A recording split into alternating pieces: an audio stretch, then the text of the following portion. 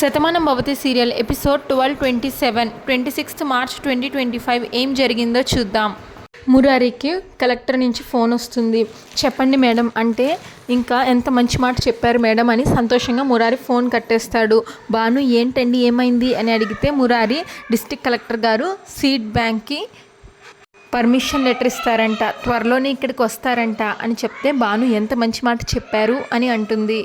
ఆ seed bank పెట్టాలి అన్నది మీరు రాధా కన్న కల కదా, ఆ కళ ఇన్నాళ్ళకి సాకారం అవుతుందన్నమాట అని భాను అంటుంది.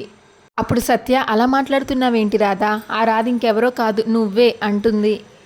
అప్పుడు ఇక్కడ సీడ్స్ బ్యాంక్ గురించి మాట్లాడింది, అందరినీ కలుపుకొని మావయ్యకి సలహాలు ఇచ్చింది కూడా నువ్వే, ఇప్పటికీ మీ ఇద్దరి కల నెరవేరుతుంది అని సత్య అంటే అప్పుడు భాను సత్య లేదు నువ్వు నన్ను ఆ పేరుతో పిలవద్దు అని సీరియస్గా భాను ఫేస్ పెట్టుకుంటుంది. అప్పుడు మురారి ఈ విషయాల గురించి నీకు త్వరలోనే తెలుస్తుంది సత్య, నువ్వు ఇంకే విషయం గురించి ఏమీ మాట్లాడవద్దు, పాపను పడుకోపెట్టు అని భానుకు చెప్పి అక్కడి నుంచి వెళ్ళిపోతాడు మురారి.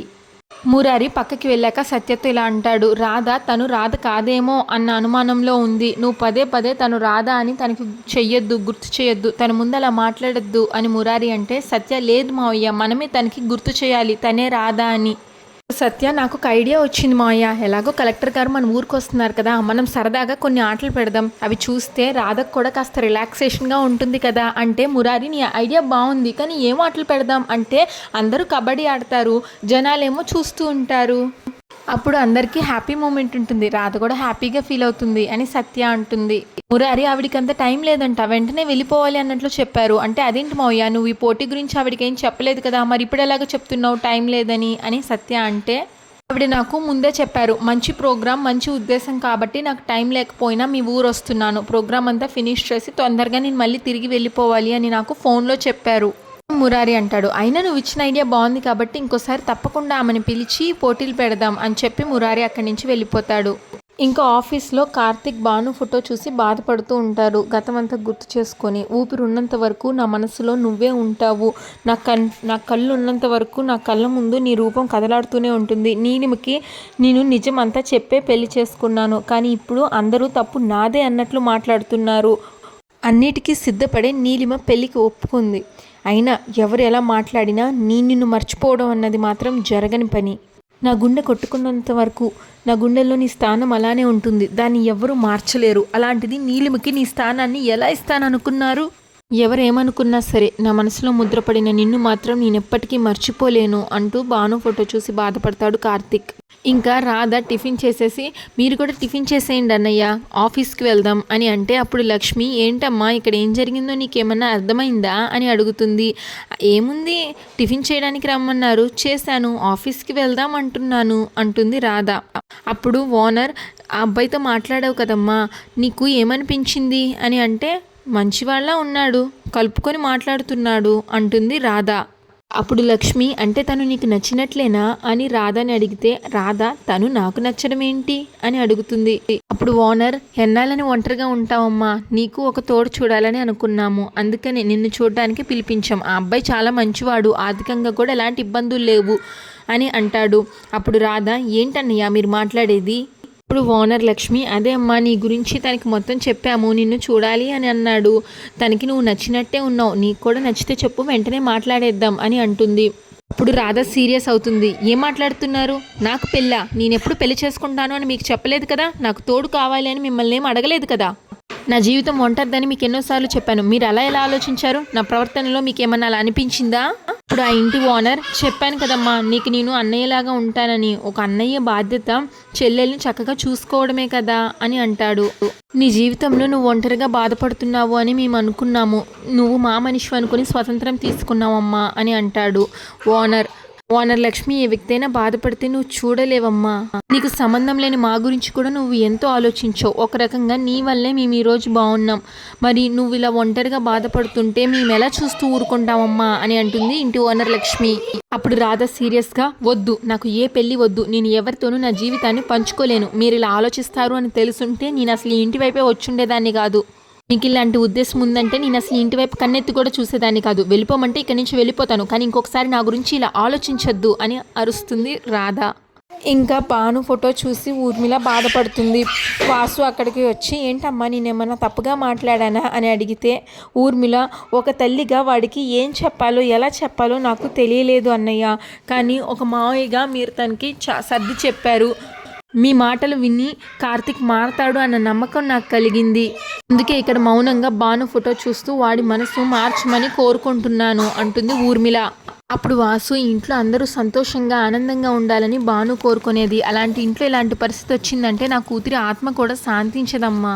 నీలిమ బాధపడుతుంటే ఈ తండ్రి మనసు తట్టుకోలేదు. అందుకే కార్తిక్ ఏమనుకున్నా సరే పర్వాలేదని చెప్పి నా మనసులోని మాట చెప్పేశాను అని అంటాడు వాసు. అప్పుడు మనోహర్, అరే ఇంటికి నువ్వు అందరికంటే ముఖ్యమైన వ్యక్తివిరా, నా స్నేహితుడివి, మేము దేవతగా ఆరాధించే భానుకి తండ్రివి, నువ్వేం మాట్లాడినా సరే మేమెవ్వరం తప్పుగా అర్థం చేసుకోము అని అంటాడు మనోహర్.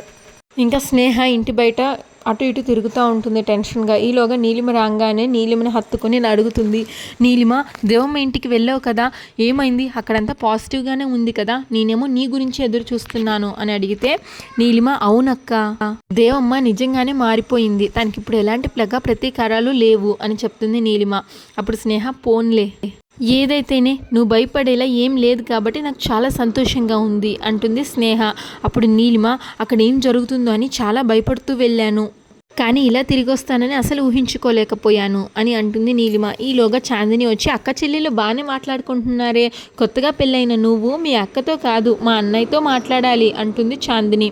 అప్పుడు స్నేహ, మీ అన్నయ్య ఇంట్లో ఎక్కడున్నాడు, ఆఫీస్కి వెళ్ళిపోయాడు కదా, ఇంకా మా చెల్లెలు మీ అన్నయ్యతో ఎలా మాట్లాడుతుంది అని అడుగుతుంది. ఇప్పుడు చాందిని, మీ చెల్లెల్ని బాగానే వెనకేసుకొస్తున్నావు, మా అన్నయ్య ఆఫీస్కి వెళ్ళిపోయాడు, మీ చెల్లెలు మాత్రం ఇంట్లో ఉందా ఏంటి, తను కూడా బయటికి వెళ్ళిపోయింది, ఇలా ఇద్దరు ఎవరికి వారే అన్నట్లు వెళ్ళిపోతే ఎప్పటికీ దూరంగానే ఉండిపోతారు అంటుంది చాందిని. అప్పుడు స్నేహ, కలుపుకోవాలని నీలిమ చూస్తుంది. కలవలేను అని మీ అన్నయ్య చెప్తున్నాడు, దానికి నా చెల్లెం చేస్తుంది అని స్నేహ అంటే, నిజమే, భార్య అలిగితే భర్త ఓదారుస్తాడు, నేను ఎన్నోసార్లు అడిగితే నా భర్త నన్ను ఓదార్చి నాకు దగ్గరయ్యాడు. అన్నయ్యకి నీలిమ మీద కోపం లేదు, భానుని మర్చిపోలేదు అన్న బాధ ఉంది, తను ఒంటరిగా ఉంటే ఆ బాధ అలానే ఉంటుంది, నీలిమ దగ్గర అవుతుంటే దగ్గర కాలేను అని అనుకుంటాడు, కానీ ఖచ్చితంగా ఏదో ఒక రోజు దగ్గర అవుతాడు. మగవాడికి బలం బలహీనత ఆడదే అవుతుంది. భాను లేదు అన్నది అన్నయ్యకి బలహీనమైతే నీలిమ ఉంది అన్నది అన్నయ్యకి బలం అవ్వాలి అని చాందిని అంటే, అప్పుడు నీలిమ, నువ్వు చెప్పింది నిజమే చాందిని, కానీ నాకేం చేయాలో అర్థం కావట్లేదు అంటుంది నీలిమ. చాందిని, తెలీదు అంటే ఎప్పటికీ తెలీదు, నువ్వే ఏదో ఒకటి చేసి తెలుసుకోవాలి, కొత్తగా ఏదో ఒకటి ఆలోచించు, వెళ్ళి అన్నయ్యతో మాట్లాడు, ఓదారుస్తూ ఉండు, తప్పకుండా అన్నయ్య ఏదో ఒక రోజు నీకు దగ్గర అవుతాడు, తప్పకుండా నువ్వు చెప్పినట్టు చేస్తాను అంటుంది నీలిమ.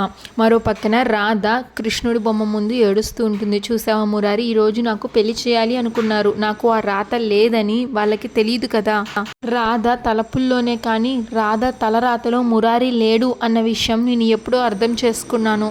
నీ జీవితంలోకి నన్ను తీసుకోవాలి అని అనుకున్నావు, నా తలరాతని మార్చాలి అని అనుకున్నావు, కానీ మీ అక్క నా జీవితాన్నే మార్చేసింది, అందుకే నేను నీకు దూరంగా నా ఉనికి కూడా నీకు తెలియకుండా ఇలా నిన్ను తలుచుకుంటూ బ్రతుకుతున్నాను, ఈ నిజాన్ని నేనెవరితోనూ పంచుకోలేను అంటూ రాధ ఏడుస్తుంది. ఈలోగా ఓనర్స్ వాళ్ళు వచ్చి చూస్తారు. ఇంకా ఓనర్స్ వచ్చి సారీ చెప్తారు, నిన్ను అడగకుండా పెళ్లి చూపులు అరేంజ్ చేసాం, నీ మనసు బాధ పెట్టుంటే మమ్మల్ని క్షమించమ్మా, ఒక చెల్లిగా నిన్ను భావించాను, నా చెల్లి ఒంటరిగా ఉండటం ఎందుకు, తోడుంటే బాగుంటుందని నిన్ను అడగకుండా అలా చేసాం, కానీ మమ్మల్ని క్షమించమ్మా, నీ అనుమతి తీసుకోలేదని బాధ అనిపించిందా అని అడిగితే అప్పుడు రాధ, లేదన్నయ్య, నేను ఒంటరిని అన్న బాధ నాకు ఒకప్పుడు ఉండేది, నా గురించి ఆలోచించే మనుషులు మీరున్నారు అని తెలిసాక నాకు చాలా సంతోషం అనిపించింది, కానీ మీరు నా మంచి ఆలోచించారు, కానీ నా తలరాతలో పెళ్ళి లేదు, నా బతుకులో మరో మనిషికి ఆస్కారం లేదు, ఈ జీవితం ఒంటరిగానే ముగిసిపోవాలి అని అంటుంది రాధ. అప్పుడు ఓనర్, ఏమిటమ్మా ఆ మాటలు, అమ్మాయి పుట్టిందంటే తనకి జోడైన అబ్బాయి కూడా పుట్టే ఉంటాడు, తను ఎదురుపడే వరకే ఇలా ఒంటరి జీవితం ఉంటుంది, ఒకసారి 3 ముళ్ళు పడ్డాయంటే తర్వాత తరం కూడా వస్తుంది అని చెప్తుంది ఓనర్. నిన్ను ఒంటరిగా అలా వదిలేయలేమమ్మా, మేము అన్న వదినగా ఎంత ప్రేమగా చూసుకున్నాం, సరే నీ వాళ్ళు అంటూ నీకు ఉండాలి, నీకంటూ ఒక కుటుంబం ఏర్పడాలి, అందుకే ఈ పని చేశాం, అంతేగాని నువ్వు ఇంత బాధపడతావని మేము అనుకోలేదు అని అంటారు ఓనర్స్.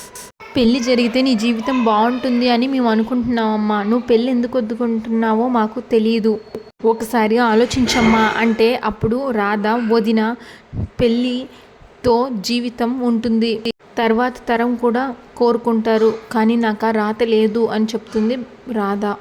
నాకు తల్లిని అయ్యే యోగ్యత లేదు, అందుకే నేను ఈ పెళ్ళిని వద్దంటున్నాను అను ఏడుస్తుంది రాధ. ఏంటమ్మా నువ్వు మాట్లాడేది, నీకు తల్లి అయ్యే యోగ్యత లేకపోవడం ఏంటి అని అడిగితే అప్పుడు రాధ, నాకు బాధే మిగిలింది. నన్ను అభిమానించే వాళ్ళ నుంచి నేను దూరంగా వదిలేసి ఒంటరిగా రావడానికి కారణం కూడా అదే అని చెప్తుంది రాధ. దయచేసి అర్థం చేసుకోండి, ఇంకెప్పుడు ఈ ప్రస్తావన నా దగ్గర తీసుకురాకండి అని రాధ అంటే ఇంకా చేసేదేం లేక ఓనర్ వాళ్ళ ఆవిడతో వెళ్దాం పదా అని ఇద్దరు వెళ్ళిపోతారు. అంతటితో ఎపిసోడ్ పూర్తవుతుంది. నెక్స్ట్ ఎపిసోడ్ ప్రోమోలో నీలిమ అచ్చు భానులాగే తయారవుతుంది. భాను చీర కట్టుకొని భానులాగా జడేసుకొని పూలు పెట్టుకొని రెడీ అవుతుంది. ఆఫీస్ నుంచి రాగానే కార్తిక్ నీలిమని చూసి భానులాగానే ఊహించుకుంటాడు. కార్తిక్ నీలిమని కౌగిలించుకొని, ఈ సమయం కోసమే నేను ఎప్పటి నుంచో ఎదురు చూస్తున్నాను, నీకు దూరంగా ఉంటానని కానీ ఉండగలనని కానీ నేను ఎప్పుడూ అనుకోలేదు, నువ్వెప్పుడు నాతోనే నా చేయి పట్టుకొని నా జీవితంలో ఉండాలి అంటాడు కార్తిక్. అప్పుడు నీలిమ, నీ మనసులో నాకు ఇంత స్థానం ఉంటుందని కలలో కూడా ఊహించుకోలేకపోయాను అని సంతోషపడిపోతుంది Neelima. Shatamanam Bhavati serial regular episode కోసం మా ఛానల్ని సబ్స్క్రైబ్ చేసుకోండి. ఈ ఎపిసోడ్ పైన మీ అభిప్రాయాన్ని కామెంట్ చేయండి. Thanks for watching.